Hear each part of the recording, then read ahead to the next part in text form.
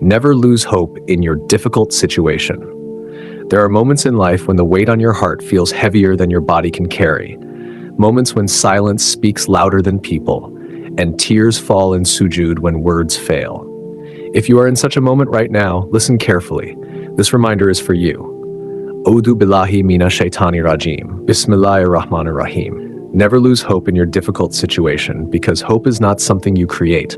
It is something Allah places in your heart when He wants to lift you. The scholars of Islam often remind us that hardship is not a sign of Allah's anger, but very often a sign of His attention. Imam Ibn al-Qayyim once said that Allah tests those He loves, not to break them, but to return them to Him. When life feels overwhelming, it is usually because Allah wants you closer than before. Think about Prophet Yaqub alayhi salam, who lost Yusuf and cried until his eyesight faded. Yet he said with full certainty, "I only complain of my sorrow and grief to Allah." He never allowed despair to enter his heart. His hope was not in circumstances, but in the mercy of Allah, and that hope was rewarded beyond imagination. Many of us lose hope because we look at how long the pain has lasted, but Allah looks at how strong your faith is becoming. What you see as delay, Allah sees as preparation. What you feel as loss, Allah sees as protection. And what you call a dead end may be the very place where Allah opens a door you never expected. Islamic scholars teach us that patience is not passive, it is active trust. It is waking up every day believing that Allah is arranging things even when you don't understand the plan. Every dua you whisper, every tear you hide, every moment you choose faith over fear is recorded, valued, and rewarded. Hardship has a way of teaching lessons comfort never could. It teaches humility when pride once lived. It teaches reliance when independence failed.